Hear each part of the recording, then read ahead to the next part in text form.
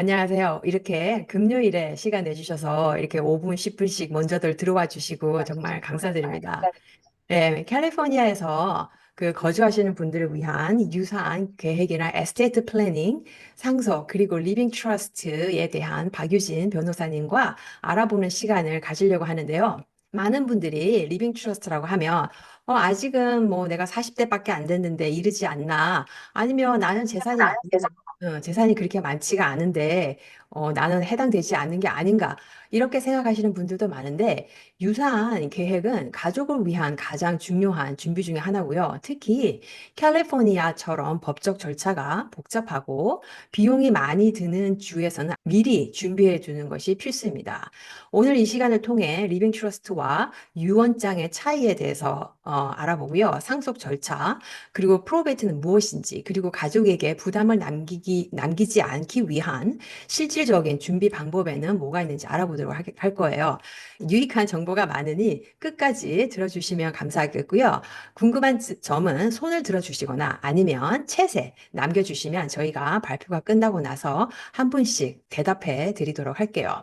그래서 제가 먼저 소개를 드리자면 제 이름은 이미화고요. 저는 부동산 에이전트예요. 부동산 중에서도 저는 Certified Probate Sale Specialist로서 프로베이트로 건물을 사고 파는 것을 전문으로 하고 있습니다.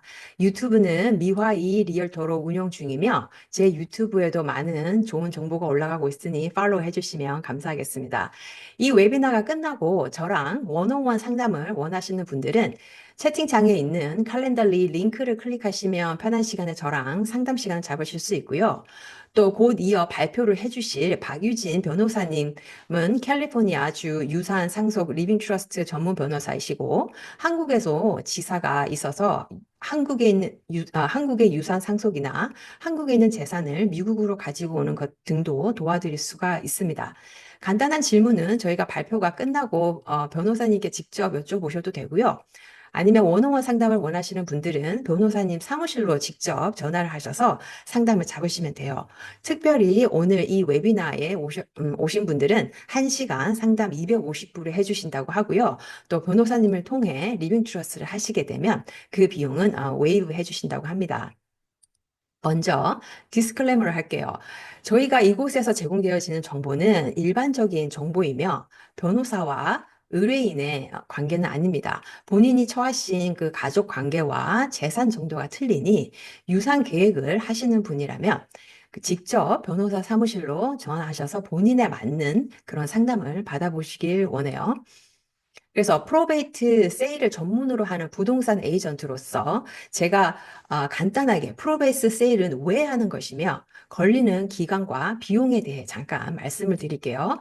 가끔 이런 분들이 있어요. 난 이미 유언장에 다 적어놨으니 괜찮아. 유언장에 이 건물은 누구 주고 저 건물은 누구 주고 다 적어놨으니 난 괜찮아 하시는 분들이 있는데 이 프로베이트 뜻 자체가 to show to be true입니다. 이 말인 즉슨 유언장에 아무리 잘 적어놨어도 그게 정말 사실이냐? 내 딸 해나에게 건물 A를 주고 아들 마이클에게 건물 B를 준다고 했는데 그럼 내 딸 해나가 진짜 내 딸이 맞나? 가족 관계부터 다 확인이 들어가야 되고요. 한마디로 유언장에 적힌 내용들이 다 맞는지 코트를 통해서 증명하는 과정이 프로베이시예요. 그래서 유언장만 가지고는 안 돼요. 캘리포니아에서 부동산의 에퀴리가 66,250불 이상이면 프로베이 절차가 필요하고요. 주택 가치에서 모기지를 뺀 에퀴리가 66,250불 이상이면 프로베이스를 거쳐야 됩니다. 부동산뿐만 아니라 총 자산, 현금, 주식, 차량 모든 걸 다 포함을 한 경우에는 17만 4,500불 이상이면 프로베이 대상이 돼요. 그래서 대부분 리빙 트러스트 만드는 거는 부자들만 하는 것이라고 생각하는 선입견이 있으신 분들이 있는데 꼭 부자들만 하는 건 아니에요. 여기에 적힌 비용을 보시면 첫 10만 불에서는 4%, 두 번째 10만 불에서는 3%, 그 다음 80만 불에서는 2%, 그 다음부터는 1% 이런 식으로 비용이 매겨지는데요. 예를 들어서 총 자산이 100만 불, 1밀리언 있다고 하면 그 첫 10만 불에서 4천 불, 그 다음 10만 불에서 3천 불, 그 다음에 80만 불에서 16,000불 이렇게 빠져서 변호사 비용만 2만 3천 불이고 변호사뿐만 아니라 그 코트에서 정해준 이기세큐터에도 똑같은 비용이 나갑니다. 그러면 4만 6천 불이 되는 거예요. 여기서 중요하게 보실 거는 이 비용이 순자산, 넷이 아니라 총자산, 그로스라는 거예요. 그래서 집이 1밀리언짜리가 있고 모기지가 90만 불이라고 해도 법정에 내야 하는 비용은 그 1밀리언 가격을 기준으로 하는 거예요. 통상적으로 그 캘리포니아에서 프로베이스를 진행하면 전체 자산의 4%에서 7%가 프로베이트 비용으로 빠진다고 보시면 돼요. 전체 자산이 2 밀리언 200만 불이라고 하면 프로베이트 비용을 제가 5%만 잡는다고 쳐도 10만 불이 비용으로 빠지게 돼요. 아주 큰 비용이죠. 그리고 이 절차는 끝나는 기간도 1년에서 2년 정도 걸립니다. 제 아시는 분은 2년이 걸렸어요. 2년이 걸린다고 해도 그동안 이 재산에는 손을 대지 못합니다. 자녀분들이 급한 돈이 필요해도 이 프로베이시 기간이 다 끝날 때까지는 부모님 재산에 손을 대지 못해요.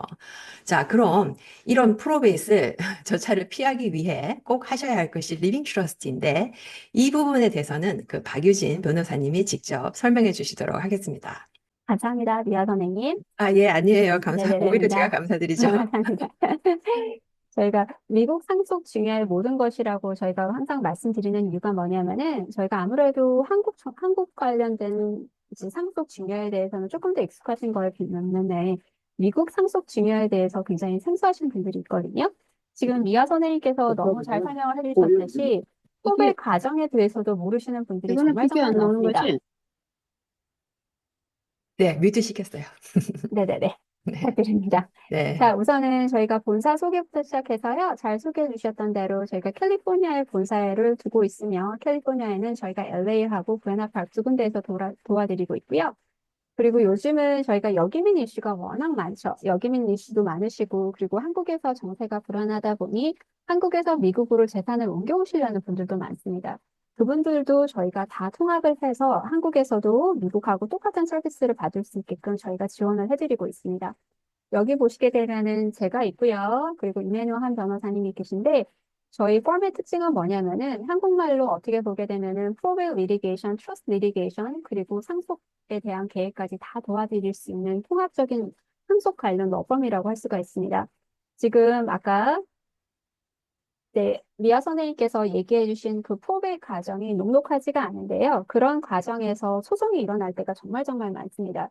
그렇기 때문에 저희가 자산을 자녀들에게 잘 넘겨주는 것도 너무너무 중요하지만은 소송을 넘겨주지 않는 것도 정말 중요하거든요. 그렇게 되셨을 때 이걸 쭉 들으시다 보면은 아, 이런 방법으로 계획을 해서 아이들에게 잘 남겨줘야겠구나라는 것을 좀 얻어가시길 바랍니다.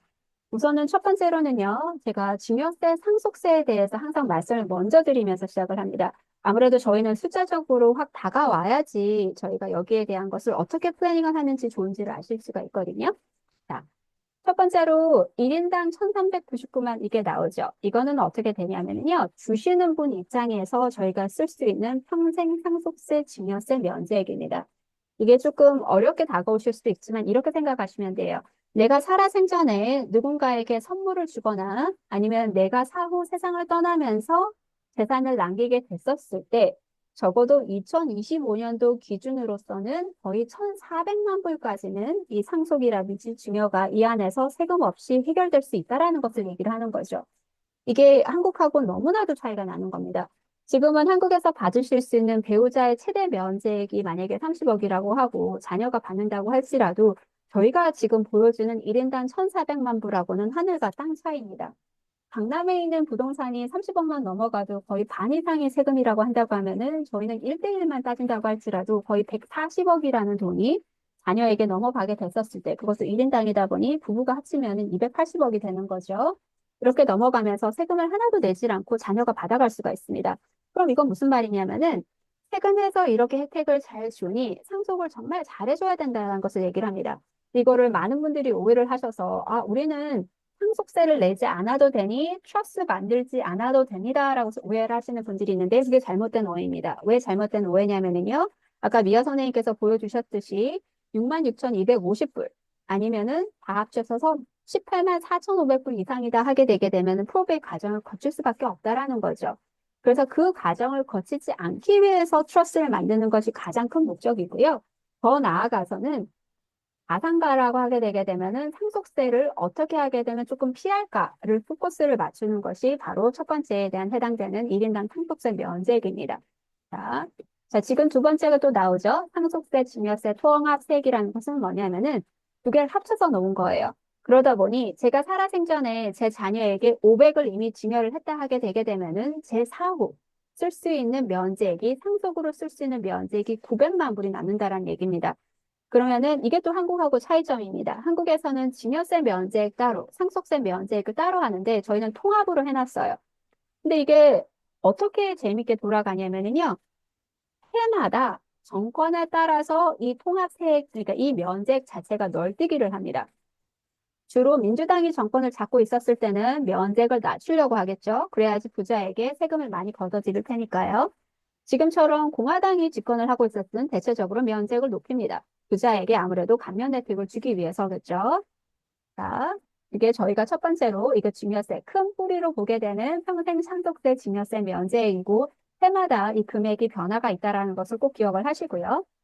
세 번째로 나오는 이 1인당은 주체가 달라집니다. 여기에서 1인당은 받는 사람을 얘기를 합니다. 그러다 보니 첫 번째 1인당은 주는 사람을 얘기하고 세 번째에서 1인당은 받는 사람을 얘기를 합니다. 제가 아들, 손자, 며느리에게 10명을 세워놓고 19만 9천 불을 준다 하게 되면은 1년에 19만 불이라는 돈을 제가 증여세 하나 내지 않고 자녀에게 넘어갈 수가 있습니다. 이게 엄청난 거죠. 왜냐하면 이 19,000불을 적절히 활용해서 자녀에게 증여를 하고 자녀가 이 19,000불을 증여세 없이 받고 부모는 증여세 내지 않고 전달을 하다 보니 이 재산을 19,000불을 받은 자녀가 이 돈을 늘려서 시드머니를 해서 불린다 하게 되면은 부모의 재산에서 저절로 자녀의 재산으로 세금 하나 없이 넘어갈 수가 있습니다. 그러다 보니 저희는 어떻게 해야 될까요? 이 19,000불을 해마다 잘 이용하는 것이 너무너무너무 중요하겠죠. 자, 그리고 네 번째가 있습니다. 여기는 이건 뭐냐면요. 이것도 굉장히 미국에서 보여줄 수 있는 세금 혜택 중에 하나인데요. 두 분 중에 한 분이 세상을 떠났었어요. 예를 들어서 부부 중에 남편이 먼저 세상을 떠났거나 아내가 먼저 세상을 떠났는데 남아있는 배우자가 아내가 먼저 떠나서 남편이 남았는데 남편이 미국 시민권자잖아요. 그러면은 아내가 남편에게 얼마를 남겨뒀지 상관없이 무한으로 아내가 남편에게 남길 수가 있습니다. 반대로 남편이 아내에게 줄 때도 마찬가지입니다. 이거는 꼭 받는 사람, 그러니까 살아남은 사람이 꼭 미국 시민권자여야지만 해당되는 혜택입니다. 반대로 살아남은 사람이 영주권자라고 하게 되게 되면은 주시는 분 입장에서는 1,399만 불까지 주실 수가 있는 거고요. 그게 아니고 받으시는 분 자체가 예를 들어서 비거주 영주권자가 된다고 하게 되면은 그때는 역으로 또 주시는 분이 어떻게 되시는가를 따지게 됩니다. 자, 그러면은 여기서 다시 제가 썸머리를 좀 한다면은요. 1,399만 불은 주는 사람, 19,000불은 연간 증여 면제금 받는 사람에 대해서 포커스를 맞추시면 된다는 거 기억하시기 바랍니다. 여기서 보신다고 하게 되게 되면은 생존 배우자가 미국 시민권자셨을 때는 무한정으로 받아가실 수 있다라는 걸 얘기를 하는 거고요. 그리고 사망한 배우자가 미국 시민권자나 영주권자였다. 그런데 하필 남아있는 배우자는 비거주 외국인이었다. 그랬을 때는 이 사망한 배우자가 아까 주시는 분 1인당이라고 했죠. 영주권자, 시민권자이시기 때문에 1,399만 불까지는 비거주 외국인은 생존 배우자에게 남길 수가 있습니다. 이랬을 때 저희가 유의해야 될 점은 뭐냐면요. 여기서 미국 시민권자는 어디서 사시던지 상관이 없고 이분은 그냥 한국에 가서 심지어는 살고 계신다고 할지라도 미국에 남긴 재산에 대해서 생존 배우자가 받게 되었을 때는 이분이 시민권을 가지고 계시기 때문에 1,399만 불을 쓰실 수가 있고요. 반대로 영주권자가 돌아가신 분이시잖아요. 그러면 꼭 이분은 미국 거주자여야 됩니다. 이분이 하필 미국 거주를 안 하시고 한국으로 들어가셔서 사시는 경우가 생기시죠. 그럼 아무리 영주권을 소유하고 계신다고 할지라도 거주지를 미국이 아니고 한국으로 옮기고 해외로 옮기셨다고 하면은 미국 비거주 외국인하고 똑같이 취급을 받습니다. 이랬을 때 문제가 뭐냐면요. 아까 보시는 1,399만 불이 더 이상 투명을 쓸 수가 없는 금액이 되는 거고 상속세 면제액이 무한공제에서 1,399만 불로 떨어지더니 여기에서는 6만 불로 엄청나게 하향 조정이 됩니다. 이게 가장 대표적인 경우가 어떻게 될까요? 미국에 지금 배우자하고 영주권자 배우자들 두 분이 살고 계시는 거예요, 미국에. 그러다가 갑작스럽게 남편이 은퇴하시고 나서, 나 한국 가서 아무래도 살고 싶어. 한국이 훨씬 더 재밌습니다. 하고 한국으로 떠나버리십니다. 그럼 이분이 한국에서 거주하다가 미국 거주를 더 이상 안 하시고 돌아가시잖아요. 그러면 미국 입장에서는 아무리 이분이 영주권을 갖고 계셔도 비거주 외국인이 되시는 거죠. 그러다 보니 미국에 남아있는 아내가, 영주권자 아내가 시민권을 따지 않는 이상은 미국에서 남편이 본래 갖고 있었던 재산에 대해서 아내가 받아가면서도 6만 불을 초과한 금액에 대해서는 18만 불을, 죄송합니다. 18%에서 40% 세금을 내야 된다는 얘기거든요. 그렇기 때문에 제가 뒤에서도 강조를 하겠지만 요즘 역이민이 너무 추세지잖아요. 역이민을 하시기 전에 혹여라도 본인에게 해당되는 사항이 무엇인지를 확실하게 간파를 하신 다음에 배우자 한 사람, 미국에 남아있는 배우자 한 사람 이름으로 바꿔주신다든지 아니면 두 분이 다 떠나시게 되는 경우에는 재산을 증여하고 가신다든지 그런 방법으로 진행을 하셔야 됩니다. 자, 그리고 저희가 한국과 달리 신탁이 꼭 필요하다. 그 얘기는 이제 상속 법원을 거치지 않고 받아가기 위해서 가장 필요하다는 게 가장 기본적이고요. 그리고 아까 신탁을 활용을 통해서 절세와 자산보, 아까 말씀드렸던 1399만 이상을 갖고 계신 분들은 더더욱 이제 귀를 쫑긋하고 들으셔야겠죠. 왜냐하면은 신탁을 통해서 절세를 해서 궁극적으로는 자녀에게 가야 될, 자녀가 내야 될 상속세를 많이 줄여줄 수가 있습니다.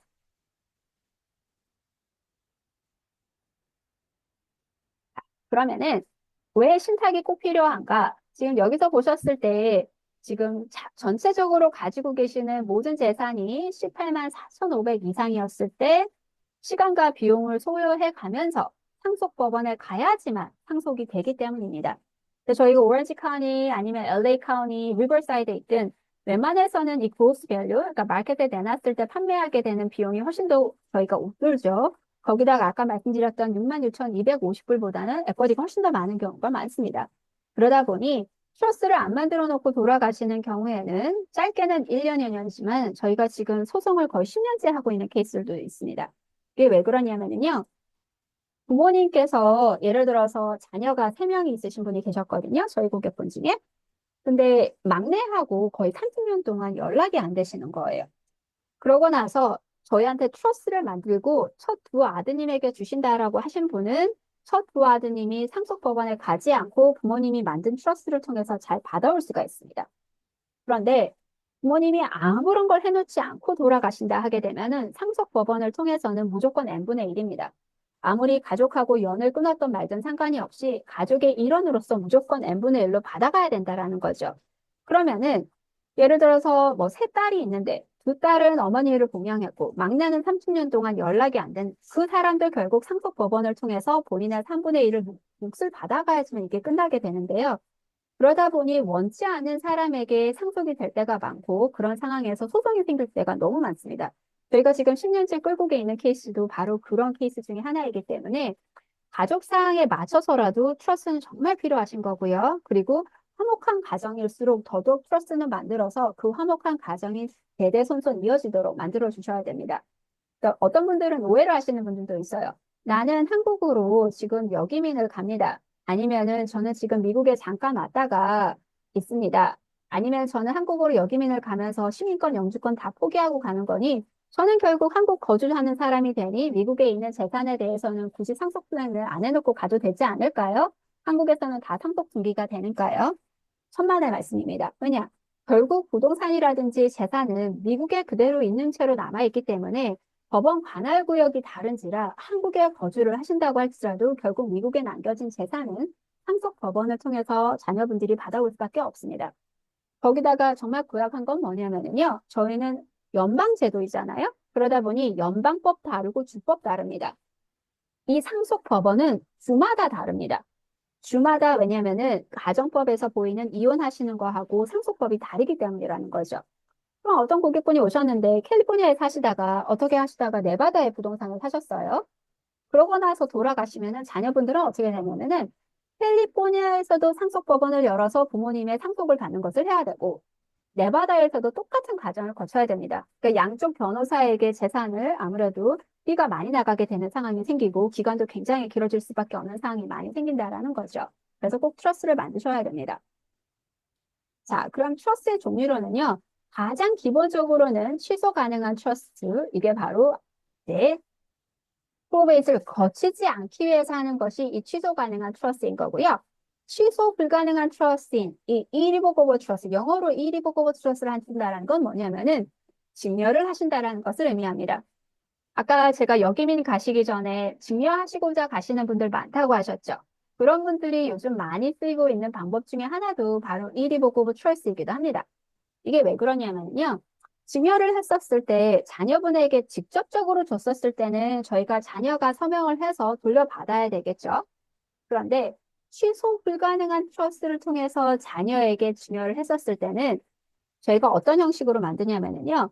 부모가 증여는 했으나 어디로 증여를 했냐? 취소 불가능한 트러스로 증여를 한 겁니다. 그렇기 때문에 아직 자녀가 완전히 증여를 받은 상태가 아닌 상태로 만들어줍니다.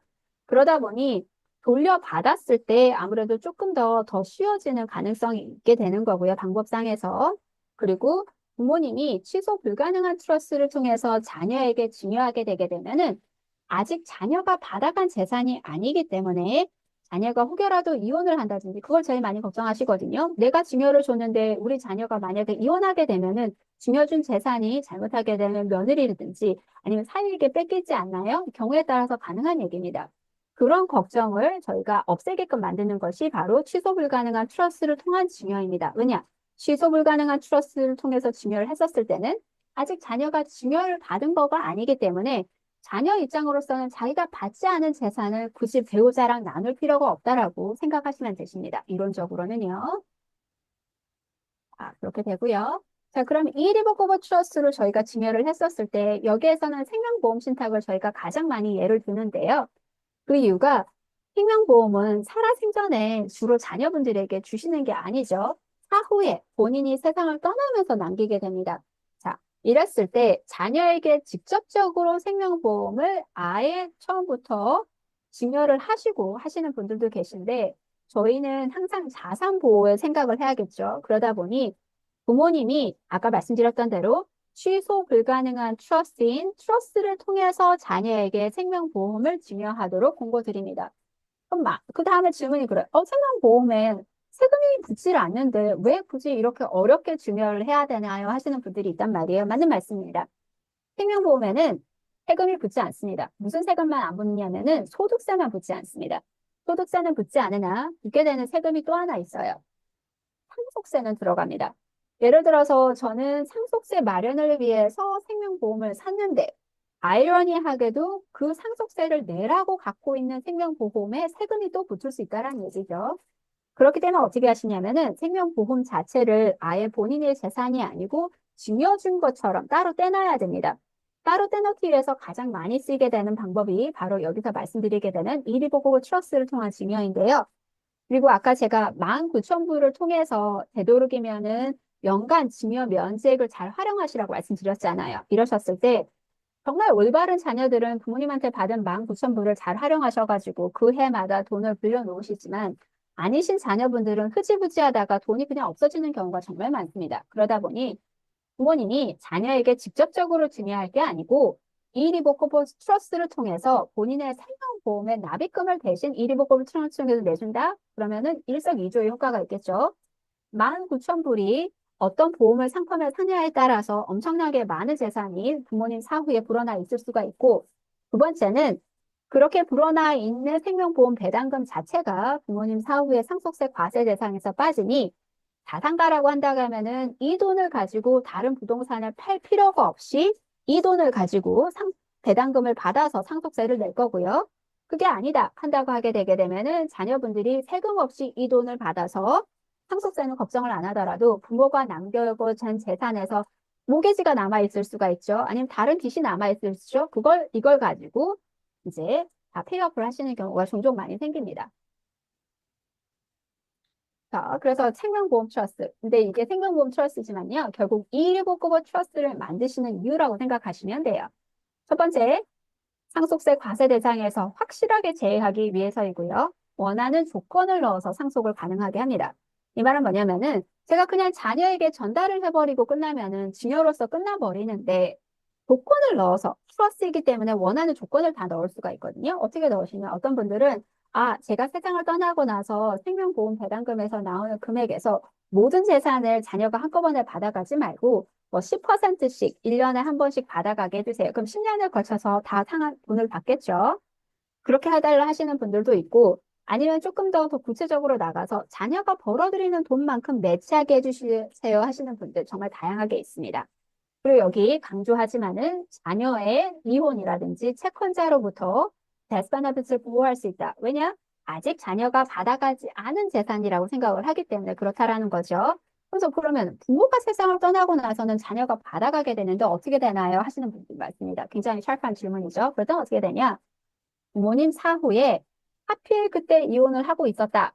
그러면 받아오지 않고 그대로 트러스에 두는 겁니다. 그렇게 함으로써 트러스가 갖고 있으니 자녀의 재산이 아니라고 저희가 얘기를 할 수가 있는데 그런 모든 장치의 보호 장치가 같이 걸려져 있습니다.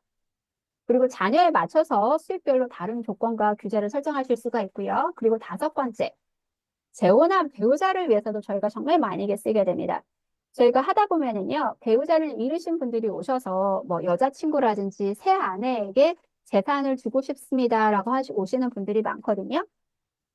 그러면은 여기서 남편분들이 그러시죠. 그러면은 내가 먼저 세상을 떠나고 나서 우리 아내가 남자친구라든지 새 남편에게 준다라고 찾아올 수도 있지 않나요? 하시는데 제가 거의 지금 20년 동안 프랙티스를 했는데 단 한 번도 그런 적은 없었습니다. 언제 레코드가 깨질지는 모르겠지만은요. 자, 그러다 보니 그럼 왜 굳이 재혼한 배우자를 위해서 인슈런스 트러스를 만들어 놓냐? 저희가 부동산 포트폴리오 좋아하죠. 근데 그 부동산 포트폴리오를 가지고 재혼한 배우자에게 30% 주세요, 20% 주세요. 그러면은 그때부터 분쟁의 요소가 굉장히 자라고 있는 겁니다. 그런데 그렇게 하질 않고 부동산 포트폴리오는 전처 자녀에게만 다 주겠습니다라고 명확하게 밝혀놓고 재혼한 배우자를 위해서는 예를 들어서 살 집하고 굉장히 좋은 인슈런스를 마련을 해서 남편이 오래 살면 살수록 재혼한 배우자가 돈을 더 많이 받아가게끔 만들면 되거든요. 그럼 어떻게 되냐? 자녀는 자녀대로 해피하고 재혼한 배우자는 재혼한 배우자대로 해피합니다. 그게 왜 중요하냐면요. 저희가 뒤에 가서도 설명을 드리겠지만은 재혼한 배우자가 재산을 어떻게 가지고 가느냐에 따라서 잘못하게 되게 되면은 자녀가 아무 재산도 못 받아갈 수 있기 때문에 그렇습니다. 뒤에 가서 좀 설명을 드릴게요. 자, 여기서는 생명보험에서 혹여라도, 저는 미성년자 자녀가 있기 때문에 지금 당장 미성년자 자녀를 위해서 뭔가 해주고 싶은데 생명보험도 들어놨습니다. 그럴 때는 어떻게 할까요? 하신 분이 계셨어요. 이러셨을 때 제가 이 생명보험 트러스트를 얘기하기 전까지는 어떻게 하실 예정이셨냐면요. 본인 여기서 여동생입니다. 자, 그러니까 성공한 사업가 중국 분이셨어요. 근데 본인의 동생에게 데스 베너핏을 줄 테니 이 본인의 동생이 나중에 내 딸, 그러니까 이제 동생에게 조카죠. 조카를 잘 챙겨주시면 안 되겠느냐? 이렇게 생각하셨는데 제가 안 된다고 했습니다. 자, 첫 번째. 그럴 수는 않아야겠지만 이모가 변심을 할 수가 있죠. 그리고 두 번째. 이모가 잘못하게 되게 되면 사망할 수도 있죠. 그러면 엄마가 남긴 재산이 결국 이모에게 가기 때문에 이모의 가족들이 사망보험금을 받지 조카가 받지는 않습니다. 그리고 세 번째, 혹여라도 이모가 아팠을 때에 대해서 가족이 이모의 남은 가족들이 어떻게 처리를 할지 모르기 때문입니다. 그럼 안전한 방법은 무엇이냐? 이리보코버 트러스를 통해서 만들어 놓고 이모의 역할을 일종의 상속에 대한 집행 아니면 신탁에 대한 집행만 해주는 수탁자로만 만들어 놓는 것을 얘기를 합니다. 그래서 이모를 수탁자, 신탁 관리인으로 정해놓고 그 해당 이리보코보 라이프인슈런스 트러스 저희가 줄여서 이거 알릿이라고 합니다. 알릿의 최종 수혜자는 딸이 된다고 하게 되면은 엄마 사망 후에 이모의 역할은 결국 돈을 받아서 전달해주는 역할만으로 끝나게 됩니다. 훨씬 더 안전하고 자산을 보호를 받으면서 딸에게 넘어갈 수 있는 방법입니다. 자, 여기서부터 이제 흥미진진해지는 상황인데요. 아까 제가 재혼한 배우자가 재산을 어떻게 받아가냐에 따라서 잘못하게 되게 되면은 남아있는 자녀가 아무것도 못 받아갈 수 있다고 말씀드렸죠. 그래서 저희가 트러스트 타입을 잘 골라야 됩니다. 왜 잘 골라야 되냐면요. 제가 저희 러펌에서도 많은 분들을, 커플들을 많이 도와드리게 되는데 그분들이 가장 말씀하시는 건 뭐냐면은 요즘 무슨 사고들도 많은데 저희 둘 다 동시에 무슨 일이 생겼을 때 아이들이 프로베이 가지 않게끔 해서 저희가 그런 마음으로 트러스 만들어 왔습니다. 그러시거든요. 근데 저는 이렇게 말씀드립니다. 정말 중요한 거는 두 분 중에 한 분이 안 계셨을 때 먼저 세상을 떠나신 분의 몫을 어떻게 처리하느냐가 정말 중요하다라고 말씀을 드려요. 자, 그러면 여기 종류가 여러 가지가 있죠. A트러스에 대해서 한번 살펴볼게요. 자, A트러스는 혹여라도 두 사람 중에 한 사람이 세상을 떠났을 때 세상을 먼저 떠난 사람의 흔적을 없애고 살아있는 사람에게 세상을 떠난 사람의 몫을 다 전달을 하는 것을 얘기를 합니다. 이걸 가장 많이 쓰시기도 하시고 가장 보편적으로 생각해서 오시는 방법이긴 해요. 장점이 굉장히 좋죠. 살아있는 사람은 그냥 돌아가시는 분에 대해서 크게 상관하지 않고 본인이 그대로 영위에서 이어갈 수가 있고 모든 수익 아니면 모든 원금에 대한 권리를 이분이 지니십니다. 그런데 그 똑같은 장점이 단점이 될 수가 있어요.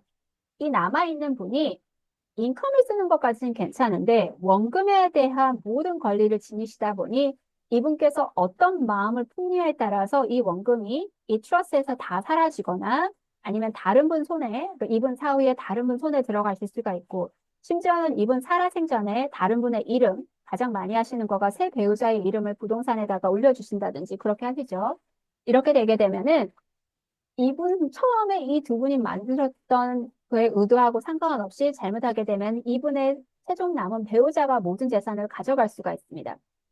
거기서 더 나아가서 안 좋은 것은 상황이 될 수 있는 건 뭐냐면요. 이분이 결혼하신 배우자의 자녀, 그러니까 이 가족하고 아무런 관련 없는 분들이 최종 수혜자가 될 수도 있다라는 거죠. 그게 가족들, 그러니까 이 두 분의 자녀들하고 합의된 사항이라고 하게 되면 상관이 없지만요. 그거는 대체적으로 합의될 사항이 아니겠죠. 그러다 보니 이분 사후에 상속소송이 정말 많이 생깁니다.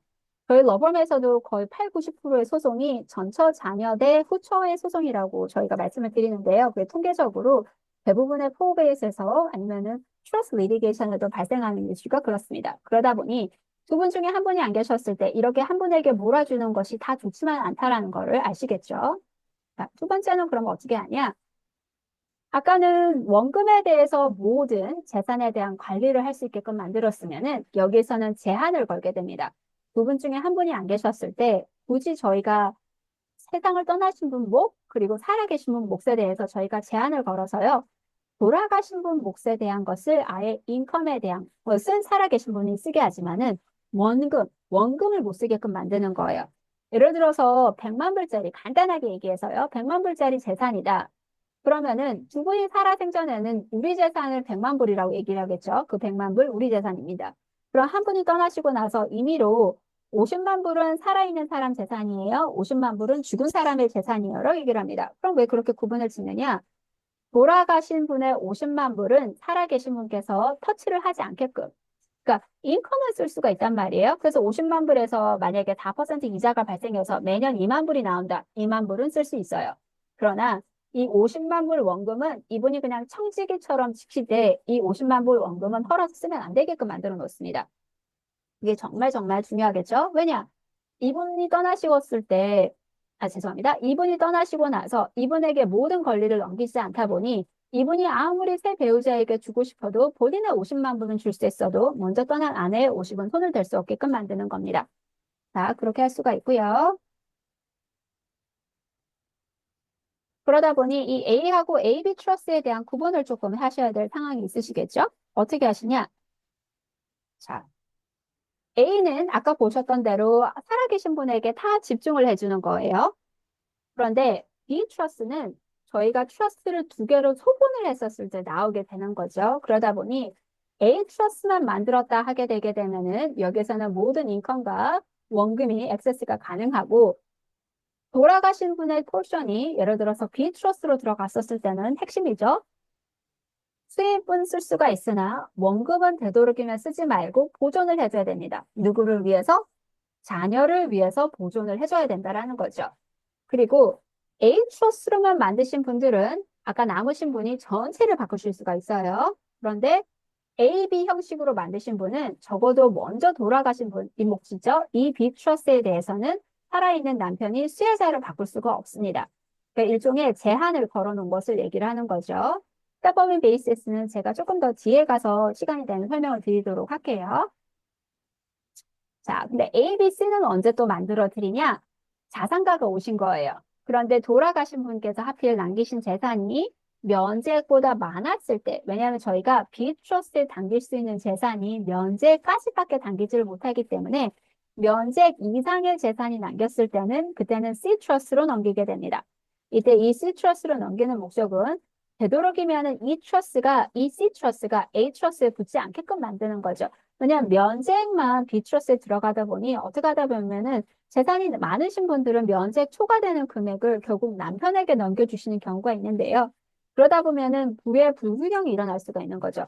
같이 있었을 때는 30밀리언이다 보니 남편 15밀리언, 아내 15밀리언인데 아내가 먼저 세상을 떠남으로써 남편에게 상속세 면책을 초과된 금액이 남편에게 더 실려버리는 거예요. 그럼 A로 가면 어떻게 되냐? 남편이 17밀리언을 다 가지고 있는 사람이 되니 새 배우자라든지 누군가에게 뭔가를 주고 싶었을 때 더 이상 15밀리언이 아니고 17밀리언을 줄 수 있는 사람이 되는 거예요. 근데 그나마 이게 아내가 세상을 떠났을 때 면제액이 높았으니까 이 B가 C보다 크겠죠. 근데 하필 아내가 세상을 떠난 시기가 만약에 면제액이 500만 불이었으면 어떻게 될까요? 그러면은 B에 들어가는 재산은 저희가 5밀리언이고 C가 만들어주면은 그나마 C로 10밀리언이 들어가는데 C가 없었을 때는 남편에게 25밀리언이 가는 것처럼 보이는 거고 아내 몫으로는 5밀리언이 남는 겁니다. 그럼 자녀에게 확실하게 가는 거는 5밀리언이 되지 아빠가 가져간 25밀리언은 잘못하게 되면 새 배우자 손에 들어갈 수도 있다라는 것을 명심을 하셔야겠죠. 그렇기 때문에 저희는 고객분들에게 맞춤형 상속을 하시라고 말씀드리는 이유가요. 그때그때마다 가족의 상황이 너무 다르기 때문에 재산의 크기도 맞춰야겠지만은 남아있는 배우자의 재혼에 대한 염려, 아니면 자녀 간의 관계, 이걸 다 보고 저희가 같이 앉아서 설정을 도와드리게 됩니다. 자, 이거는 큐다 트러스라고 해가지고 제가 조금 더 이제 나중에 시간 좀 더 있을 때 설명을 드리도록 할게요. 이 부분은. 자, 배우자의 재혼에 염려시에 선택할 수 있는 트러스트 타입이라고 이렇게 나와 있죠. 이거를 저희가 왜 또 굳이 들고 왔느냐? 어떤 분들은 이렇게 말씀하시는 것도 있어요. 자, 그러면은 A, B로 나눴을 때는 B 트러스에 들어가 있는 몫이 결국은 남편 사후에 자녀들이 받아가는 거니 자녀들이 아빠까지 세상을 떠나야지 아니면 엄마까지 세상을 떠나야지 받게 되니 자녀에게 가는 시기가 너무 늦다. 우리는 그렇게 하지 말고 두 사람 중에 한 사람만이라도 세상을 떠났을 때 그때 먼저 세상을 떠난 사람의 몫을 자녀에게 주고 싶다 하시는 분들이 있기 때문에 이렇게도 만들어 드립니다. 자, 이렇게까지 해서 어떤 분들은 또 자녀가 받아가는 시기를 당기면서 혹여라도 남아있는 사람이 재혼을 했었을 때 이미 엄마 몫은 자녀가 받아갔으니 재혼 대상에게 갈 수 있는 재산은 남편 몫의 50%로 제한을 하고자 있는 목적이 있으신 거죠. 근데 이것마저도 염려하시는 분들이 있어요. 뭐라고 염려하시냐면은 아니 이거는 우리 남편이 아이들에게 전달을 해줘야지만 아이들이 받을 건데 죄송합니다. 여기 계신 많은 아버님들 우리 남편이 안 주면은 아이들이 결국 아빠를 상대로 소송을 해야 될 건데 이걸 받는다라는 걸 어떻게 확인을 하나요? 하시는 분들이 있거든요. 그럴 때는 어떻게 되냐? 저희가 아예 남편의 트러스트, 아내의 트러스트를 따로 만듭니다. 왜 굳이 따로 만들까요? 이거는 적어도 먼저 아내가 세상을 떠났을 때는 상속 집행자를 더 이상 배우자가 아니고 자녀로 아예 만들어 버리는 거죠. 그렇게 만듦으로써 자녀가 아예 엄마의 몫을 아버지의 손을 거치지 않고 본인들 스스로 받아가게끔 만드는 겁니다. 그러다 보니 아버지랑 좀 껄끄러운 상황이 이제 생기지 않게끔 미연에 방지한다라는 것을 얘기를 하는 거죠. 많은 경우 이제 아버지들도 이렇게 됐었을 때는 따로 만들어서 재산을 아예 50대 50의 트러스가 두 개의 트러스가 갖고 있는 것처럼 만드는데요. 이게 동부에서 정말 많이 쓰이는 방법입니다. 저희는 서부는 공동재산 제도이기 때문에 두 사람이 하나를 만들지만은요. 에그로보 스테이신 동부에서는 대부분 부부가 결혼을 했음에도 불구하고 트러스를 아예 각각 싱글로 트러스로 이렇게 많이 만들어 오십니다. 그래서 이게 일종의 동부의 방향을 저희가 따서 만들어 드릴 때도 많죠. 자, 여기민시 주의점. 제가 아까 강조를 했지만은 왜 여기민을 할 때 이제 문제가 되는 거냐 했었을 때 아까 제가 말씀드린 부분은 한국 거주자가 돼버리면 특히 미국 영주권자일 경우 미국 남아있는 재산에 대해서 상속세 면제액이 더 이상 1,499만 불이 아니고 6만 불로 떨어지기 때문에 너무 면적이 현저히 낮아져서 조심해야 된다고 말씀드렸잖아요. 그런데 또 하나 중요한 점은 뭐냐면요. 한국에서 역이민을 하셔서 거주를 하시게 된다. 그때부터는 한국 거주자가 됩니다. 미국 시민권자이면서도 한국 거주자가 되실 수가 있고요. 아니면은 영주권자라고 하신다고 하게 되면은 한국 거주자가 되면서 미국 비거주자, 그러니까 비거주 외국인 처리를 받으실 수도 있는 거죠. 이랬을 때 꼭 복수 국적을 안 따시고 미국 시민권자로 남아 있어도 한국 거주자 취급을 받게 됐습니다. 그럼 왜 제가 한국 거주자 취급을 받는 것이 계속 강조를 하는지 말씀을 드리도록 할게요. 한국 거주자 취급을 받게 되면은요, 정말 안 좋은 게 있습니다. 왜냐? 한국은 국적보다 거주를 따지기 때문에 한국 거주자로서 세상을 떠나시게 된다 하게 되게 되면은 한국에 있는 재산뿐만이 아니고 전 세계에 가지고 있는 모든 재산에 대해서 상속세를 한국 정부에 내야 합니다. 이게 정말 무서운 법이에요. 왜 무섭냐? 한국에서는 면제액은 사상 최대로 낮은데 세율은 사상 최대로 높거든요. 전 세계에서 거의 1, 2위를 다투고 있습니다. 왜냐? 일본의 상속 제도를 대부분 저희가 안타깝게도 답습을 했는데, 일본도 지금 세계 최고의 상속 세율과 세계 최저의 어떻게 보게 되면 상속 면제액을 갖고 있습니다. 그러다 보니 어떤 분이 세상을 떠나시고 나서 정부 귀속이 되는 상속 재산이 너무 많게 되는 거예요. 근데 어쩌다가 한국 역이민 가셔가지고 돌아가신다 하게 되게 되면은 예상하지도 않게 한국 정부에다가 내셔야 되는 세금이 너무 많아진다라는 거죠. 여기서 저희가 일례로 들었습니다. 저희는 미국 시민권자인데 한국에 가서 살고 싶습니다. 다른 딸들은 미국 시민권자로 남아있고, 근데 미국의 부동산이 여러 채인데 상속세는 어떻게 될까요? 하시는 거죠. 안타깝게도 이럴 경우 양쪽 정부에다가 다 상속세를 내셔야 됩니다. 일본은 내신 그 세금에 대해서 돌려받을 수 있으나 안타깝게도 거의 더블 텍세이션이라고 생각하시느라고 제가 말씀을 드리는 거죠. 그렇기 때문에 역이민 전에, 그러니까 한국 거주자가 되시기 전에 미국에서 충분하게 플래닝을 하고 떠나셔야 합니다. 자, 중요하겠죠?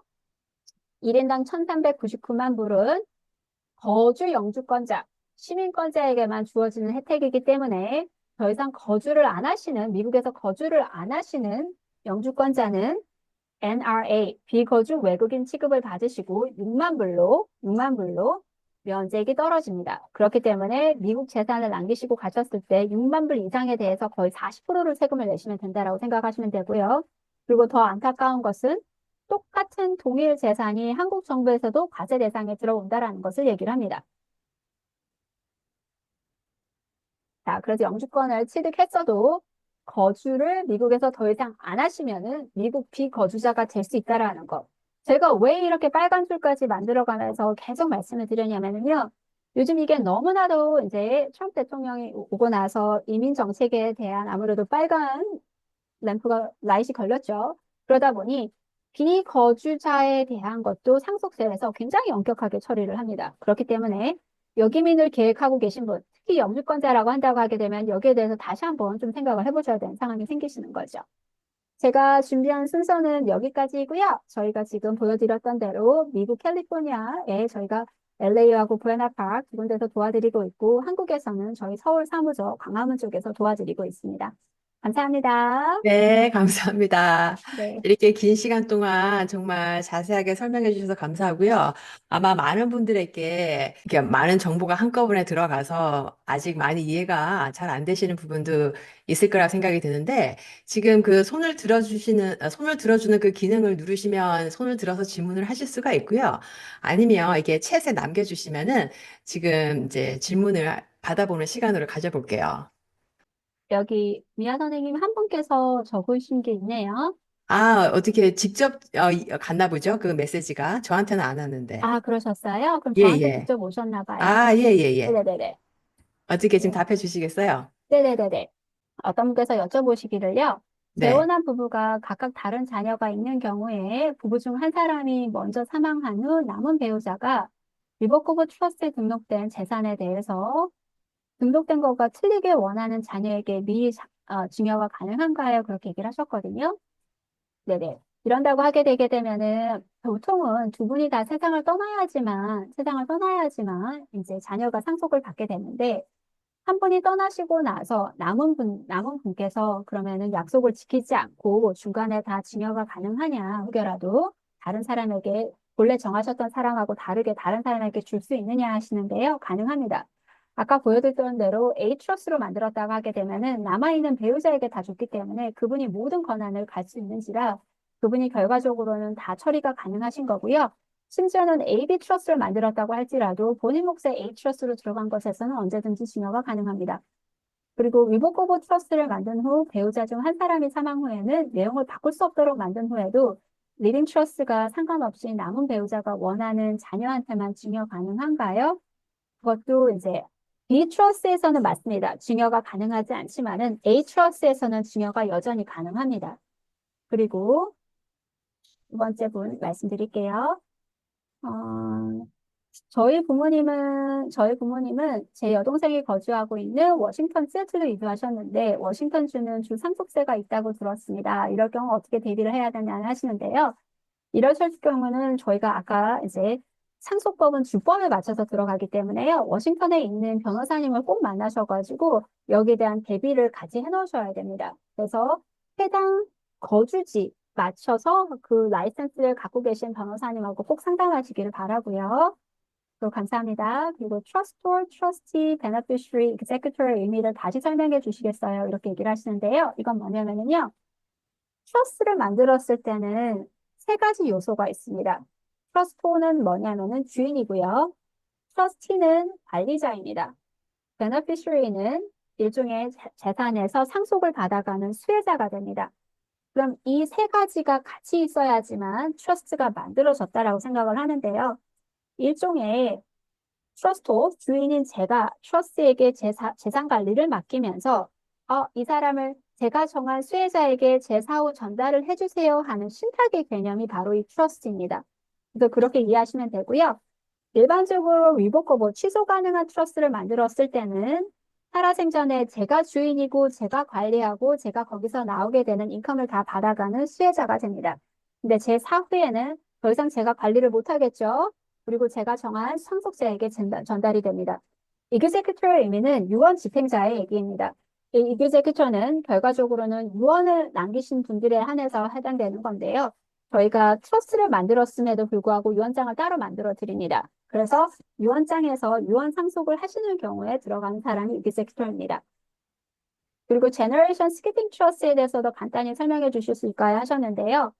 제너레이션 스키핑 트러스는 격세대 상속입니다. 이 말은 뭐냐면은 할아버지 할머니가 아들, 딸에게 재산을 주는 것이 아니고 세대를 넘어가서 제너레이션 스킵을 해서 손자, 손녀에게 가게끔 만들어 놓는 거거든요. 제너레이션 스키핑 트러스트를 저희가 만들어 드리긴 하는데 이때 조심해야 될 거가 있습니다. 자녀에게 이게 저희가 아까 말씀드렸던 13.99 면책 자체가 자녀에게 주나 손자, 손녀에게 주나 그 안에서 다 해결을 해야 되는 거거든요. 근데 자산가가 와서 이미 자녀에게 증여를 많이 주면서 면책을 다 쓰신 거예요.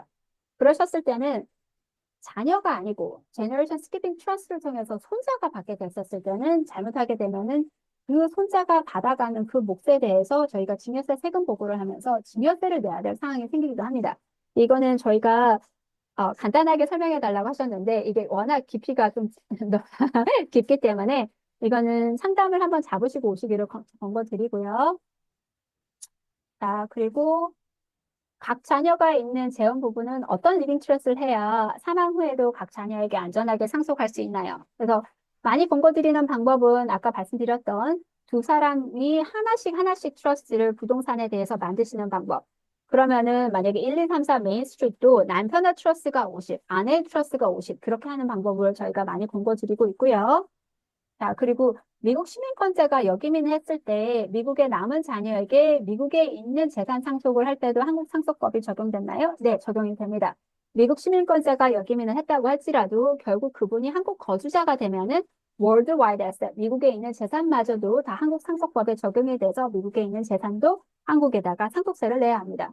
오디오로 질문 가능한? 예, 가능합니다. 예, 예. 가능합니다. 근데 리빙 트러스트를 만드는데 부동산 말고 주식이나 반드나 CD 같은 거는 그 플렉시블 하잖아요. 금액이 오르고 내리고 이러는데 네네네. 그걸 어떻게 책정합니까? 그거는 집이나 측정하기 부동산은 그냥 넣으면 되는데. 맞아요. 책정을 한다라는 것은 이제 지금 저희가 트러스로 넘어가는 시기를 트러스로 넘어갔을 때 그걸 펀딩이라고 부르거든요. 그랬을 때 펀딩을 했었을 때 자체에서는 저희가 특별하게 책정을 안 해도 될 때가 있습니다. 이게 증여를 위해서 만든 이리보커블 트러스가 아닌 이상은 두 분께서 계속 가지고 계시는 리보커블 트러스를 만들었을 때는 펀딩 자체에서 금액을 따로 책정을 하지는 않아요. 그런데 이제 세상을 떠나시고 나서는 그때는 한번 책정을 해야 합니다. 왜냐하면 상속세 세금 보고도 그렇고 여러 가지 세금에 대한 관련된 이슈가 생길 수가 있기 때문에 그때 저희가 다 같이 책정을 하게 됩니다. 그러면은 한 분이 떠나셨을 때 그분이 갖고 계셨던 그러니까 공동재산에서의 절반 아니면은 그분이 혼자서만 갖고 계셨던 개인 재산에 대한 것 전체에 대해서 세금 보고를 하기 위해서 전체 재산에 대한 감정 보고를 시작합니다. 그럼 제가 변호사님한테 찾아가서 리빙 트러스트를 만들 때 네, 건물 부동산은 이제 명확하게 나오지만은 네. 합은 제가 스탁 어카운트나 이런 회사 이름만 주면 되는 거예요. 반드 같은 것도. 그거는 저희가 변호사가 개입하는 이제 펀딩 프로세스는 회사하고요. 그리고 부동산은 개입을 하고요. 그리고 개인 물품들에 대해서도 개입을 하는데 안타깝게도 저희가 금융재산은 개입을 못합니다. 펀딩을. 왜 어. 그러냐면은 저희가 고객분들이 오셨을 때 저희가 그 고객분의 파워 어터니 그러니까 위임을 받은 에이전트가 아니기 때문에 고객을 대신해서 은행에 전화해서 그렇게 이제 진행을 하겠습니다. 이렇게 지시하셨습니다. 할 수가 없거든요. 그러다 보니 그건 각각 개인의 고객께서 결정을 하시고 진행을 하셔야 되는 건데요. 그때그때마다 저희가 인스트럭션을 좀 다르게 드립니다. 상황에 따라서요. 그럼 금융재산을 제외한 부동산은 트러스트가 가능한데 금융재산은 좀 애매하네요. 그러니까. 트러스트로 들어가게 만들 수도 있고요. 네. 트러스트로 들어가지 않고 트러스트 바깥에 둘 수도 있습니다. 이거 처음에 셋업하는데 한 얼마 정도 듭니까, 그 변호사님께서? 비용은 제가 따로 말씀을 드려야 돼요. 왜냐면 이게 일률적이지 않기 때문에 네, 네, 죄송합니다. 네. 네, 감사합니다. 네, 네, 감사합니다. 네, 네, 그리고 변호사님, 그 네, 차은화님이 아까 손을 네, 들고 계셨었는데 혹시 차은화님 다시 질문해 주시겠어요? 아, 네. 제가 한국이랑 미국이랑 왔다 갔다 하려고 하는데요. 여기서 네. 거주자, 비거주자 이게 어떻게 구분이 되나요? 거소증을 만들면 한국 거주자로 되는 건가요? 예, 이게 여러 가지 요소를 다 같이 봅니다. 그러니까 예를 들어서 뭐 거소증을 갖고 계신지 아니면은 전입신고를 하셨는지 그리고 주민등록을 다시 회복을 하셨는지 그리고 직계 가족이 같이 가서 살고 있는지 그리고 소스 오브 인컴이 한국에서 나오는지 그리고 거주 기간이 낭낭낭 세상을 떠나신 그 해에 183일을 한국에 있었는지 여러 가지를 보는데요. 많은 분들이 거주 기간만 본다라고 생각하시는 경우가 많거든요.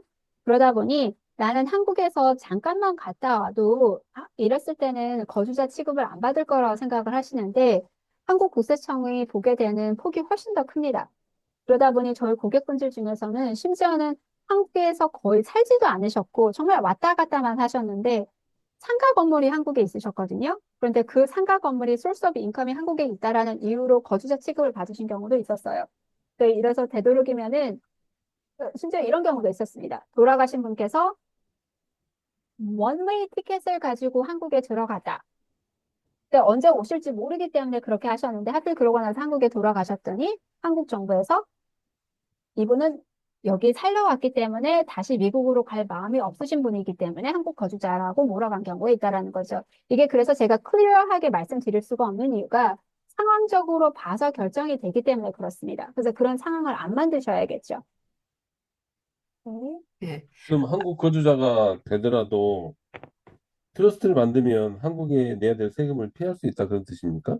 아니요, 죄송합니다. 그 취소 가능한 트러스트를 만들었을 때는 안 되고요.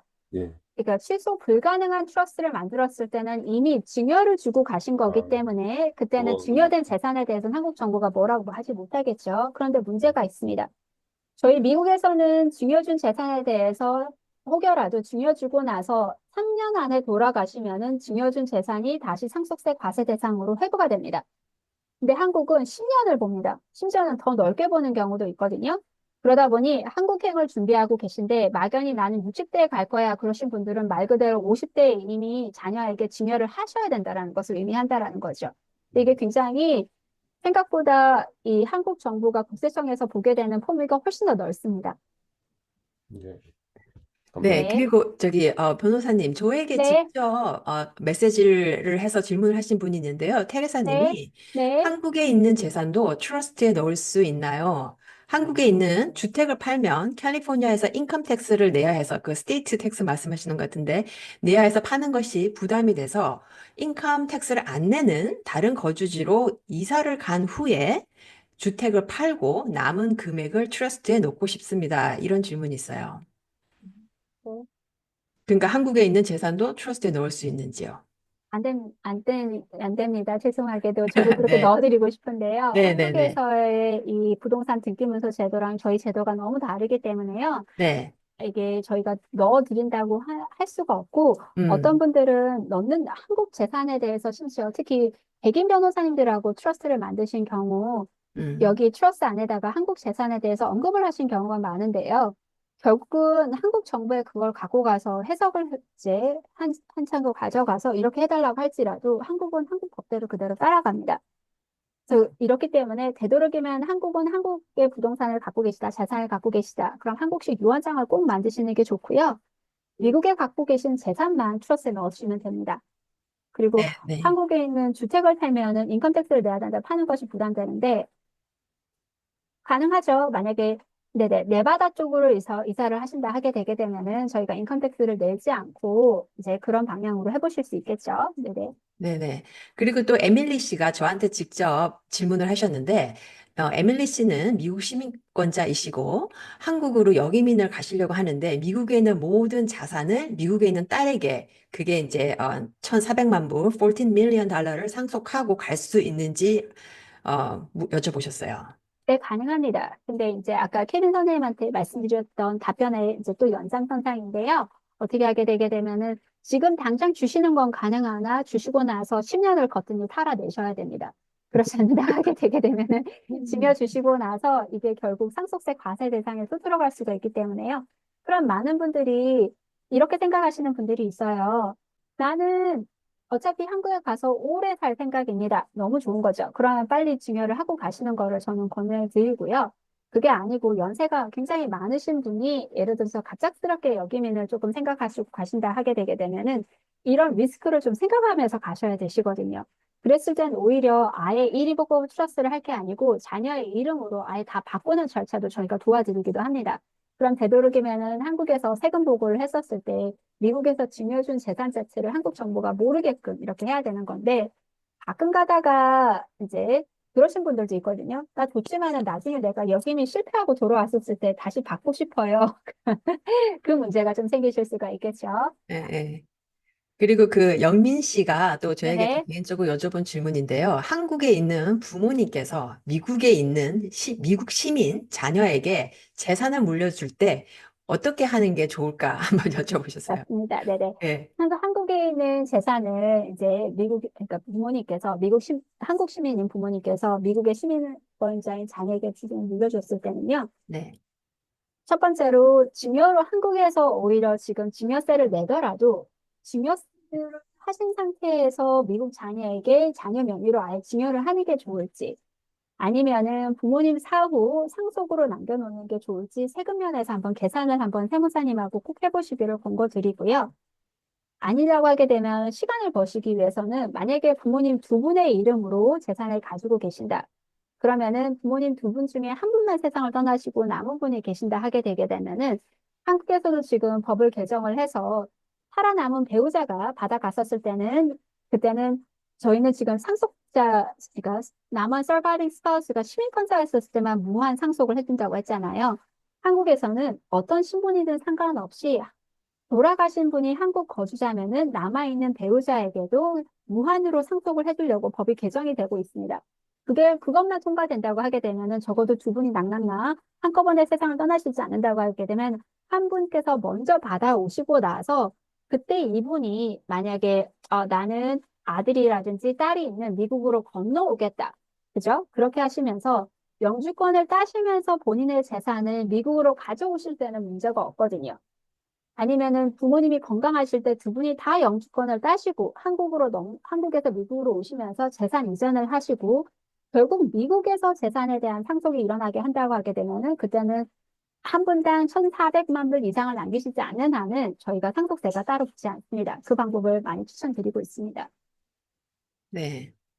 그리고 또 여기 JK님이 해주신 질문 중에 리빙 트러스트를 만드는 놨는데 LLC 회사는 포함되어 있지만 그 LLC 회사 이름으로 소유하고 있는 부동산을 정확하게 기입을 안 해놓고 사망한 경우에는 어떻게 되나요? 그러니까 이 말은 그 LLC가 소유하고 있는 부동산이 그 리빙 트러스트에 안 들어가 있다고 말씀하시는 것 같아요.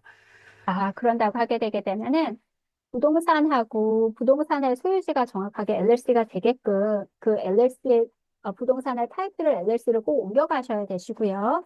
이거를 많이 안 하시는 이유가 론에 대한 이슈가 생길까 봐 안 하시거나 아니면 재산세가 올라갈까 봐 많이 안 하시는데요. 저희가 론에 대해서는 한번 은행하고 꼭 한번 확인을 하시라고 말씀을 드리고요. 론에 대한 이슈가 특별하게 없다고 하게 되면은 그다음 저희가 봐야 될 거가 재산세가 안 올라가게끔 정확하게 트랜스퍼를 해줘야 됩니다. 왜냐하면은 부동산이 회사의 재산이 된다, 그 LLC의 재산이 된다고 했었을 때 재산세가 안 올라가려고 하면은 개인으로 갖고 있는 부동산 타이틀에 오너십 스트럭처하고 LLC의 오너십 스트럭처가 같아야 됩니다. 이러신 분들이 있어요. 부동산은 아내 이름으로 샀는데 LLC는 또 부부 공동이라서 50대 50으로 사놓으신 경우가 있거든요. 그렇게 되게 되면은 아내 이름의 부동산을 LLC로 넘어가면서 50%에 대한 주인의 변화가 있다라고 생각을 하게 되죠. 그랬을 때는 재산세가 잘못하게 되면 올라갑니다. 그럼 방법은 뭐냐? 아예 처음부터 부인의 이름 위에 옆에다가 남편을 넣어서 부동산도 50대 50을 만들고 LLC도 50대 50을 만들었을 때는 문제가 없고요. 아니면 두 번째로는 LLC를 아내 이름으로만 만들고 부동산도 아내 이름인 상태에서 아내가 100% 갖고 있는 본인의 부동산 LLC로 부동산을 타이틀을 넘깁니다. 그런 다음에 아내가 그 100에서 LLC가 되고 나서는 그 100에서 50까지는 누구에게 주든 재산세 변화가 없습니다. 그리고 네. 저한테 또 따로 보내신 분이 한 분 더 계신데요. 네, 네. 자, 미성년자 아이가 있을 경우 17살 많은 언니가 부모 사후에 아이가 필요한 금액만 쓸 수 있고 미성년자 아이가 30살이 됐을 때 상속받는 게 나을까요? 아니면은 더 나이가 어릴 때 상속받는 게 나을까요? 라고 사례에 대해서 말씀을 하셨는데요. 이게 참 결정하기 힘드신 거죠. 많은 경우. 이게 결과적으로는 부모가 다 없었을 때 이렇게 나이가 차이가 나게 되는 어린 자녀를 이 17살 많은 시블링에게 맡겨도 되겠느냐, 안 맡겨도 되겠느냐, 돈에 대한 거잖아요. 그래서 이 17살에 대해서는 솔직히 너무 미지수가 많죠. 이 자녀가 어떻게 될지 모르고 혹시 유대관계가 서로 간에 지금 17살 많은 언니가 밑에 있는 여동생하고 유대관계가 좋지 않았을 때는 잘못하게 되게 되면 정말 죄송합니다. 잘못하게 되게 되면은 재산이 한번이 잘못될 수가 있는 거죠. 그걸 생각하신다고 하게 되게 되면은 방법은 17살 많은 언니가 이제 있고 미성년자 자녀가 있었을 때 미성년자 자녀 아이가 일찍 돈을 받을 수 있게끔 한다고 하게 되게 되면은 부모님이 낭낭낭 안 계시더라고 할지라도 언니가 더 이상 컨트롤을 안 해도 되는 방법 하나가 있을 거고요. 두 번째로는 언니에게만 맡길 것이 아니고 아예 한 사람을 더 넣어서 누군가가 믿을 만한 사람을 하나 더 넣어서 만약에 이모를 넣는다든지 지인을 넣는다든지 그렇게 해서 이 17살 혼자서 독단적으로 행동하지 않게끔 막아 놓으실 수가 있습니다. 자, 자, 여기 지금 질문 올라왔는데 금융자산 있잖아요. 네, 금융자산이 예를 들어서 제가 100만 불어치 스탁을 20년 전에 샀는데 이게 네, 지금 뭐 죽을 때 돼가지고 한 600만 불이 됐다고 그럽시다. 예, 예, 예. 그러면은 그 자녀한테 리빙 트러스트로 넘어가게 되면은 600만 불을 상속받는 겁니까? 그럼 100만 불을 상속받는 겁니까? 이게 저희가 자녀한테 상속으로 남기시게 되셨을 때는요, 그때는 자녀의 상속세 세금 기준, 그리고 양도소득세 세금 기준이 다 600만 불이 됩니다. 그러면은 자녀는 600만 불에 대해서 받았으니까 나중에 팔면은 600만 불에 대해서 남는 차액이나 개인에 대해서 세금 내는 겁니까? 그러면? 맞습니다. 그렇기 때문에 부모님께서 특히 지금처럼 뭐 사시는 동안 6배가 늘어났다. 부동산도 어떤 분들은 20배가 늘어나신 분들도 있거든요. 예. 그런 재산은 되도록이면은 상속으로 남겨줘서 자녀가 스텝업인 베이시스를 받게 해야 됩니다. 여기서 지금 말씀하시는 스텝업인 베이시스라는 건 뭐냐면요. 제가 아까 잠깐 건너뛰었지만은 누구든지 상속을 통해서 재산을 남기시게 됐다. 상속하고 증여가 시점이 다릅니다. 증여는 살아생전에 누군가에게 넘기는 것을, 재산을 넘기는 걸 얘기를 하고요. 상속은 사후에 받아가는 것을 얘기를 합니다. 그렇기 때문에 사후에 상속자가 피상속자의 재산을 받게 됐었을 때는, 자, 이제 그럼 저희 입장은 베너피슈얼가 되겠죠. 그 베너피슈얼가 받게 되는 그 시점으로 재산의 감정평가를 받게 되는데요. 그때 부모님께서 남기신 재산에 리셋 포인트가 생기는 거예요. 부모님이 지금 말씀하셨던 대로 100만 불의 스탁이라든지 부동산을 시작을 하셨을지라도 부모 사후 상속으로 600만 불이 된다고 하게 되면은 이때까지 쌓였던 그 500만 불에 대한 양도소득세를 자녀가 내지 않게끔 만든다라는 것을 얘기를 합니다. 이 말이 뭐냐면은요. 자, 부모님께서 세상을 떠나시고 나서 자녀가 600에 받아서 600에 팔다고 하게 되게 되면은 그때는 받은 금액하고 하게 되게 되는 판매 가격에 대해서 차익이 없으니까 세금을 내야 될 게 없는 거예요. 그러다 보니 이 스텝업앤 베이시스로 쉽게 설명하자면은요.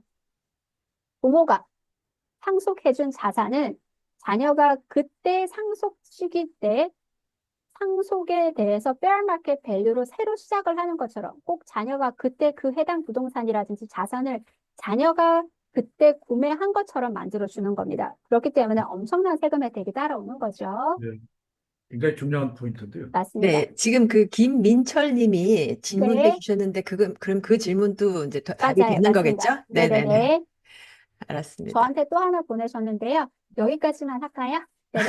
하나 더 할게요. 예, 네. 예.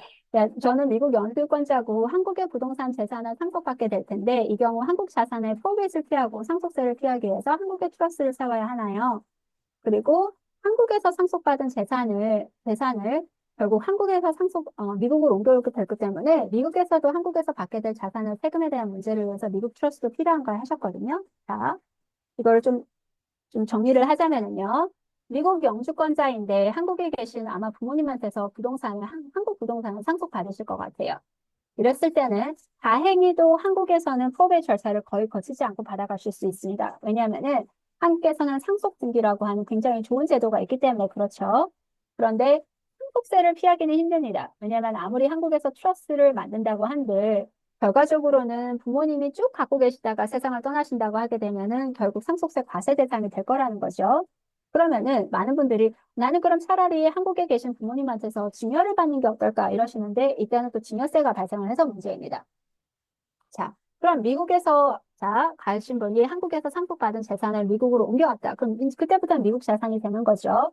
그런데 이거는 한국에서 상속받을 재산에 대한 상속세를 줄이기 위한 트러스가 아니고요. 결국 프로베이스를 미국에서 피하기 위해서 트러스를 만드시는 겁니다. 이 말은 뭐냐면은 한국에서의 상속세를 피하려고 하게 되면은 빨리 증여를 받으셔야 되는 건데 이때도 어쩔 수 없이 증여세를 낼 수밖에 없는 상황이 생긴다라는 거죠. 자, 그리고 요거 하나 또 올라오셨네요. 여기까지는 정말 끝인데요. 미성년 자녀에게 올해 트러스를 통해서 증여를 했다고 하면은 그 자산은 보통 어떤 식으로 운영을 하시나요? 그러시거든요. 이거는 어떤 형식의 일회복구 트러스를 만들었냐에 따라서 달라집니다. 예를 들어서 부모님께서 남기신 재산이, 증여를 하신 재산이 부동산일 수도 있고, 아니면 회사일 수도 있고, 아니면 금융자산일 수도 있겠죠. 이런다고 하게 되게 되면은 또 일회복구 트러스도 좀 깊이 들어가게 됐었을 때 누가 세금 보고를 하는지에도 다 달려져 있거든요. 그렇기 때문에 그때는 일회복구 트러스 자체에서 세금 보고를 하고 계속 자녀에게 중요한 재산을 넘겨주시는 방법, 그러니까 인컴을 넘겨주시는 방법이 있고요. 아니면은 일회복구 트러스에서 세금 보고를 하지 않고 증여준 부모가 계속 세금 보고를 하는 방법으로도 저희가 만들어 드릴 수가 있습니다. 네, 감사합니다. 네, 오늘 이렇게 많은 질문을 답해 주셔서 감사드리고요. 오늘 내용이 자, 많이 어려웠을 수도 있을 것 같아요. 하지만 아까 변호사님이 말씀하셨다시피 본인의 처한 가족 관계나 아니면 재산 정도에 따라서 이 트러스트가 맞춤형으로 여러 가지 커스터마이즈 할 수 있거든요. 그러니까 이게 it fits, one fit all, 이런 게 아니기 때문에 직접 전화를 하셔서 본인이 가진 가족 관계나 재산 정도를 다 말씀을 하시고 상담을 받아보시는 게 가장 정확할 거라고 생각합니다. 또 이렇게 또 귀한 시간 내주셔서 감사드리고요. 네, 그럼 이렇게 참여해 주신 분도 감사드립니다. 그럼 여기서 그만 마치도록 할게요.